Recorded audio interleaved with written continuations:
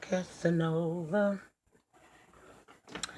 me and Romeo ain't never been friends. Can't you see how much I really love you? Wanna sing it to you time and time again. I like this song. Y'all remember this song by Levert Casanova? Bitch, I like this song. Anyway, welcome back to the channel, y'all. I'm Lady Nick. I'm woke, so I figure I might as well go on and throw this out. Now, my lighting is off. I'm well aware of that. But I'm not finna do all of that for a filler episode. I really actually was gonna set it up so in the morning I just pop on screen and give y'all the best of me, the best way I know how. But it just didn't seem like it was really a reason to go that far with it tonight. And so I ain't shit. I know y'all can see me, and that's good enough. We gonna work on improvement as we go along. I ain't finna rush no process, honey. I ain't got what Maddie got. So we gonna work on my shit slowly but surely, okay? I know the lighting is off. That's why you see the shadows. I only am using the regular light from my room and a small lamp, and that's how we gonna roll with it tonight. Okay, we'll get greater later. But this was a filler episode if ever I seen one, child. So let's talk a little bit about what went on tonight. On the Have and Have Not season 6 episode 5, Errand Boy, and that's what Benny was. Child David done been down there to that jailhouse all night long. Remember what the little fruity boy Justin had then told him that he need to get down there to the jail because Jeffrey had been arrested for the murder of Quincy Maxwell. Well, y'all remember he went down there and they wasn't letting him see his son. Even though he's saying, I'm his lawyer, they wasn't letting him see his son, and that was pissing him off. And I could totally identify how it feels that when, especially when you connected and they be on that bull. Ooh, they make you mad, honey. But anyway, he frustrated. He going out talking about he judged David Harrington and this better happen and that better happen, and he sounded like a black version of Jim. But then George, remember George D.A. Boy? He show up and he's like, "What's going on with David?" David said, "I need to see my son. I'm his attorney." And I ain't been able to see him, and I've been here all night. Now, I'm trying not to act a fool up in here, but y'all about to make me go there. And George say ain't no need in going all the way to the left, and then we got to book you too, child. What we gonna do is I'm gonna go ahead and tell this officer to make sure that you can get in to see your son, and that's exactly what he did. Now, back in the interrogation room, if David done been there all night. Jeffrey done been in the damn interrogation room all night. Remember, he tried to leave, and Justin had, well, he went to the door to make noise so somebody would take him back to his cell, and Justin put him in a hole. Well, child, he put him in a sleeper because that's what he was. He was asleep, girl. He was asleep down there to the jail, and when he came through, he was like, "What happened to me?" And Justin said, "I put you to sleep. I just had to let you know how dangerous I can be as well." And at that point, Jeffrey's like, "Well, okay. I see I need to get away from you. Go ahead on and don't worry about doing nothing else for me. And go and take me back to my cell and we gonna call this quit. I don't want to deal with you no more." Well, child, you know, Jeffrey must got that comeback because they can't never go away and stay away. Hell, even Landon had to fall in love with Obama Jr. in order for him to get up off Jeffrey. But we gonna get to that. So just remember I said that. I'm gonna tell you why. But he gonna tell Jeffrey, "You ain't done with me." He gave him an old throwback. "If you buck with me, you stuck with me. I done risked too much. I done gave up too much for you to think that you gonna walk away scot-free and leave my life in shambles. No, we not breaking up. Ain't no breaking up. We stuck like glue. Okay? Just like that." Jeffrey told him to just let it go and just take him back to his cell. He tried saying no, but Jeffrey was persistent, so Justin acted like he was going to take him back to his cell, only to pin him up, have him pinned up against that doggone wall. And guess who walked right on into the interrogation room? That would have been David. He asking what's going on. Justin say Jeffrey was unruly. David made him uncuff his son and then asked if Justin what's Justin's badge number and his name. Jeffrey over there in the corner trying to protest, Dad, it's all right. It was my fault. David wasn't trying to hit it. So he gets the information that he asked Justin for and realizes, wait a minute, you came to my house last night. So he had him leave on out the room, you know what I mean? He had him gone on, leave out the room. And David is asking, how did he end up in jail? Jeffrey tell him what all went down, what Veronica did. And he also mentions that Veronica was in an accident to which David is aware of. And Jeffrey asks, how is his mother doing? He said he don't know. And to be honest, he really ain't caring about it at this point. The only thing he care about is his son. And he want to know what's up with Jeffrey. He said, look, you done been lying. You'd have been lying to me. I ask you a question, you act like you don't want to tell me the truth, and then your mama is able to come in and do whatever it is she want to do to try to make you conform to the lifestyle she wants you to lead. And I'm asking you now at this table, don't give me no lies. What's really good? Are you and that man, that Justin, in a relationship? Jeffrey said something like that. Well, why is he acting like that? He can be aggressive sometimes, but I got it under control. David asked the question that I think Jeffrey should have really been honest with. Do you need my help dealing with him? Jeffrey said no, but I said yeah, he do, because he don't realize how far this boy is willing to go. Because even though Jeffrey didn't ask him to do anything he did, from coming out the closet to not caring about the fact that the wife found out about it, Jeffrey ain't asked him for all of that. That's what he chose to give of himself, and Jeffrey owes him nothing for that. He didn't ask you to change your lifestyle. Davis told him, I'm gonna go in here and see and work on trying to get you released." And he told him he loved him, and you can tell that meant a lot to him, because right about now I know his feelings got to be all kinds of jumbled and confused. I can only imagine. Now Benny and Mitch. Benny got Mitch to take him on over there to the hospital because Veronica called and said she needed to see him. So when they get there, Mitch is making jokes with Benny because he could tell Veronica really still got something for Benny, but he ain't gonna push it. He just told him, um, he told him, I'm just really just trying to be nice to her because she ain't had nobody. Child, he go in that room, she all loving and appreciative to Benny for helping her out of that car. Benny said he only did what any other person would do. She said, no, any other person wouldn't do it because my husband wouldn't do it, nor would my son. She said that she tries to make people better and they don't appreciate it. Benny started laughing and told her, "No, what you try to do is be a control freak." And she didn't deny it, but she said, "But I can't. I see I can't do that with you." And he said, "Nope."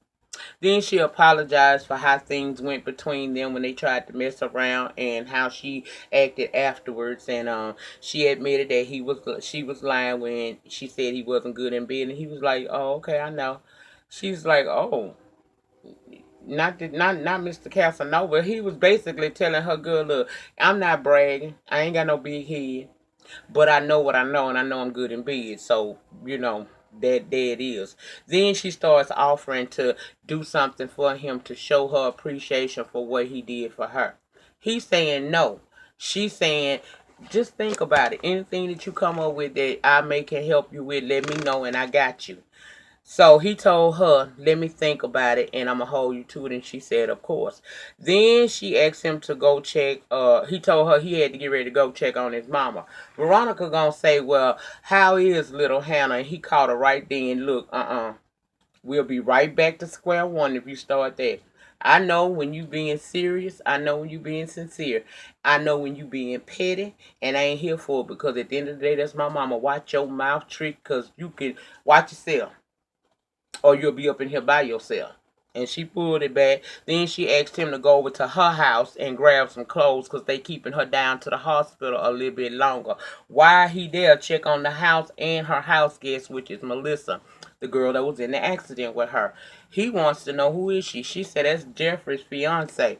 He say, well, your son gay. She said, no, no, he's not. She said, Benny said, yes, he is. See, Veronica still can't accept the fact that her son is gay. He said, look, I know Jeffrey ain't, I don't know what this situation is, but I know Jeffrey like my kind, it like me. Me is like me, because he tried to kiss me once upon a time.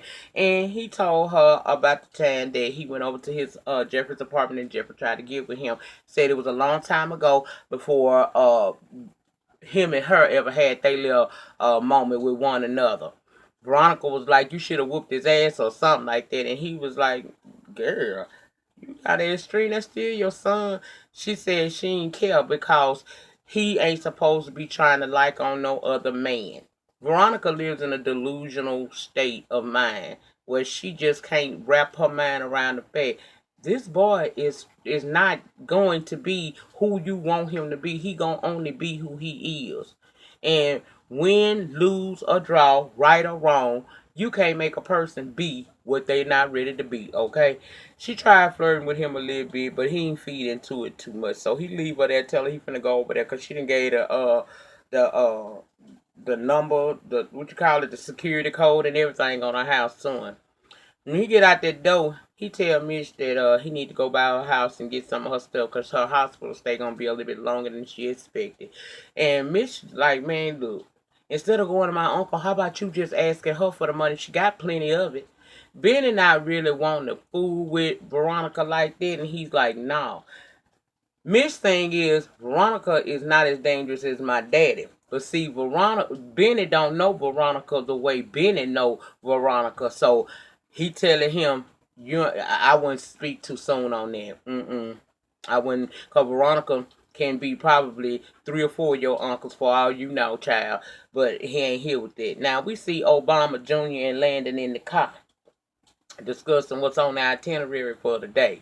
And Landon is being extremely complimentary to Obama Jr., who takes it in stride, but ain't paying that shit no attention because he don't realize this man sitting over here thirsting after his flesh. He don't know that yet.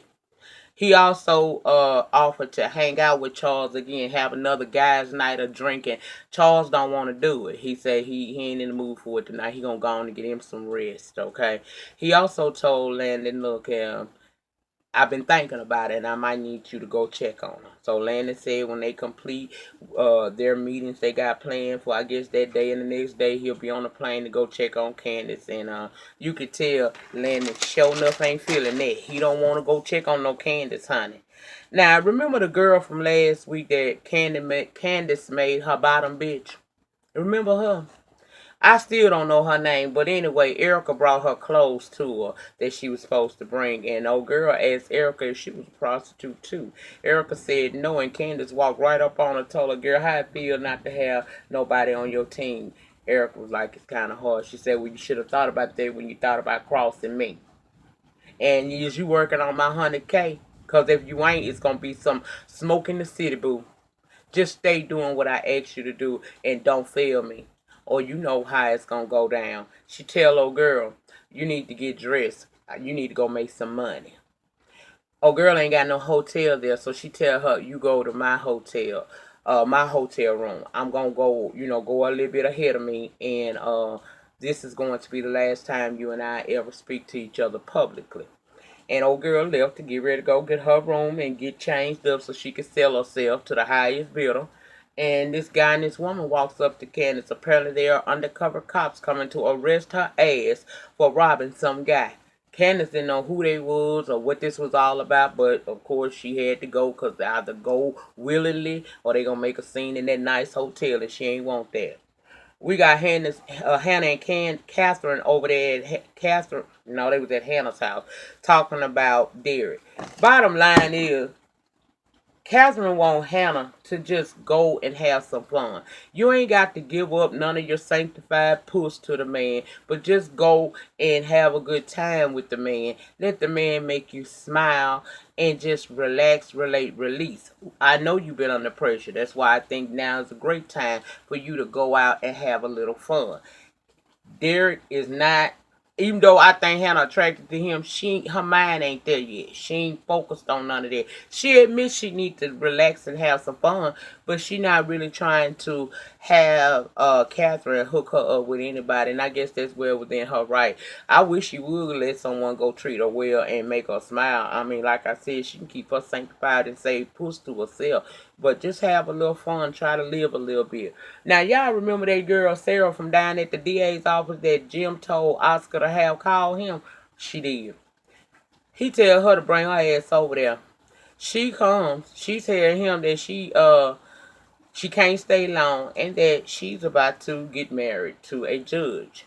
Apparently, the fiance is a man of age, and Jim said, "Oh, girl, I always did have daddy issues."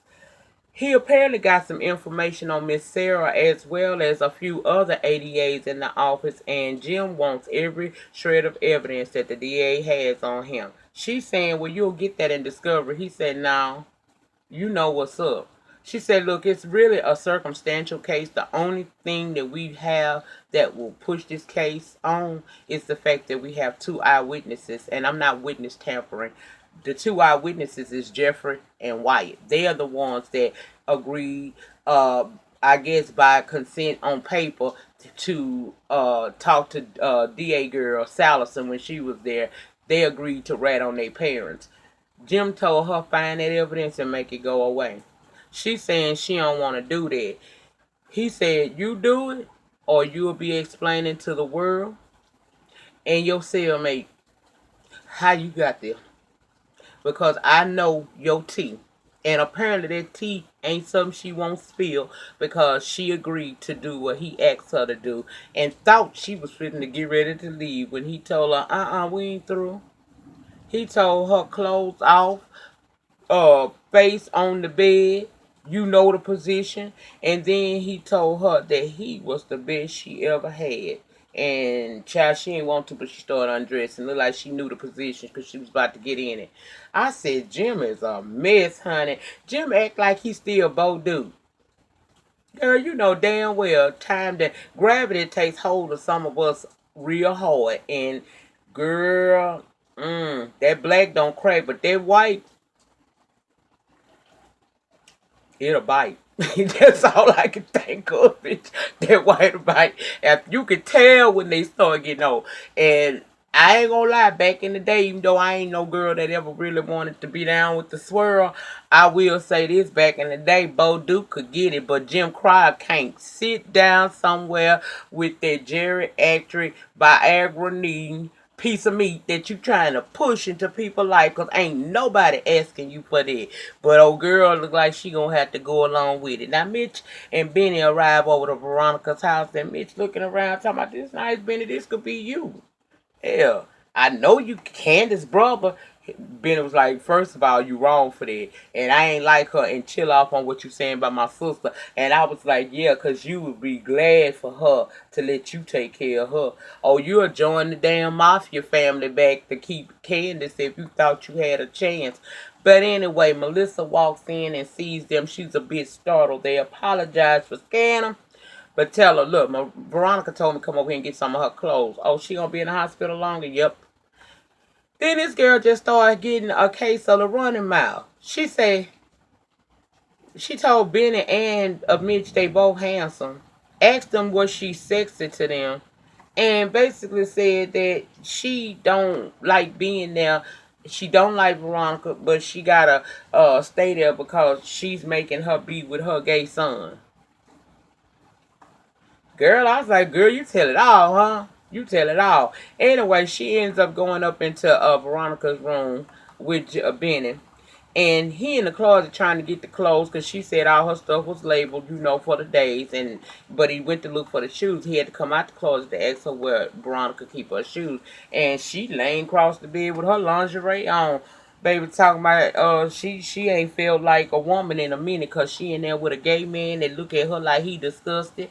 And Veronica here and pay attention to every little detail of what's going on in that house. And it's been a minute since she has felt like a real woman. And so she starts to advance upon him, kissing all upon his area right about here. And at first he was telling her no, but it looked like it kind of got to him a little bit because, child, he stopped arguing with her and went to participate. And I said, I wonder how Veronica gonna feel about all of that. Landon and this chick is at this bar talking, and Landon basically saying Charles is childlike and he whines a lot. The lady like, but you don't understand that this is a major lifestyle change for him, and I can understand where he's coming from. Then Landon goes to saying, he keeps asking about her. Her to mean Candace. The lady was like, well, I'm keeping an eye on her, but one thing about her, she sure don't know how to keep herself out of trouble. And then she realized by the disdain on Landon's face, you like him. And she was like, but he's straight. Obama straight. Landon said many a straight man and told him that before, and he still was able to clock him. Old girl was like, you might want to leave that alone. He realized that his game face ain't so game, and that people can tell that he feels some kind of way other than employee boss with Charles. So he bails on this woman, you know. Mm, mm, mm. I said, child, Landon, you playing with fire, because I don't think, some men may actually want you and go along with what you talking about, but it ain't nothing but Obama Jr.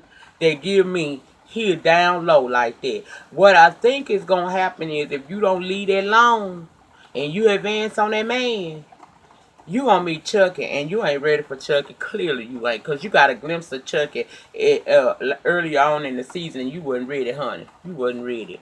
Now Justin goes to Wyatt apartment, and Wyatt won't open the door, so he let himself in with the crowbar. Child coming there hollering at Jeffrey. I mean, Wyatt talking about it's him and Jeffrey lovers. Wyatt telling him, man, you is crazy as hell, and get the hell up out my place. He telling him, I'm telling you for the last time, you better back up. Basically, he in there threatening Wyatt, if you keep a relationship with Jeff, you're going to end up stinking in one of these rivers or somewhere because I'm not the one to play with. He points this damn crowbar at the boy and tell him you better leave him alone. Just Wyatt wasn't scared. He was like, man, get the hell on up out of here. So I guess Justin figured that he was gonna try to put some fear in Wyatt heart. He came up to try to hit Wyatt, and they wind up tussling, and that's all we saw on that there. It ended after that. We seen them get into it because he tried to hit him, and they fell over the couch and all that stuff. Now next week, David gonna be going to confront Justin about how his son. Veronica gonna be trying to push up on Benny and see if she can get that old thing back. Melissa gonna become a hoe of have and have nots because she just got through rubbing, feeling, and tasting Benny, and look like she gonna be doing Mitch next week. And also next week we see the return of Quita as her and Candace clash in Hell in the Cell down to the jail. That's it. That's all, y'all. If I left anything out, which I didn't, put it in the panty. But there's always a chance I did. Put it in the panty. And we'll continue the discussion down there. Y'all remember that the depth of your struggle will determine the height of your success. In the meantime, in between time, can you please do me a solid and rate this video? Whether you give me a thumbs up or a thumbs down, it gets me recognized more down here on the YouTube stream. Comment down in the comment section, also known as the panty section, and let me know your thoughts and opinions on tonight's episode. Subscribe to my channel. It's free. I ain't on YouTube Red. Hit your notification bell so that you'll be notified each and every time I come down here on these YouTube streets and I'm either live or just simply having a video drop. And you can come on over and join in the conversation that's always going down in the panty section. And if by some chance you happen to share videos, feel free to share this video. I'm very pleased at my numbers. I thank each and every person who has come along and subscribe to the channel. It became a love thing for the free 99. I appreciate y'all, and I try to show that in how I interact with you down in the panty section. Some people have been with me since day one, and they just not saying something to me, and I can tell because I go back and see when you really subscribe. And I find that amazing. I've been here 3 years, and some people ain't never said a word. But then again, I was like that at first, so it ain't no problem. But feel free anytime. If you're subscribed to me or you're talking to me in the panty, know that I'm going to talk back to you. I treat y'all just like what I call y'all love things. So, That's it. That's all. We gonna meet back here together once more and again on tomorrow night for it won't be no Black Ink Crew. I remember last week they said that they not coming back to the 21st. I don't know if Loving You Is Wrong is coming on, but if it do, y'all know I'll be back down here talking about it. I don't know why these shows going away for a week or two, but a couple of them are. So if I don't come, that means it didn't come on. But if Loving You Is Wrong, I do believe it's still coming on tomorrow. But I know Black Ink won't. But I'll see y'all tomorrow. We'll get down in that down here on this channel and talk about some child. You know I always make it happen, okay? Thank you again for all of your support. Thank you to everybody who has joined my channel via my video I did in the wee hours of the morning concerning last night debacle with the Queen's Court. I appreciate y'all for joining, and I appreciate y'all who been my A1 since day ones. I appreciate everything, child. It's all a damn blessing. Anyway, I'm finna go to sleep because you know what? I did with that Long Island iced tea. E3 videos, love and hip hop, both of them, and this one powered by Long Island iced tea. I'm finna go to bed though, cause it's over with. Peace.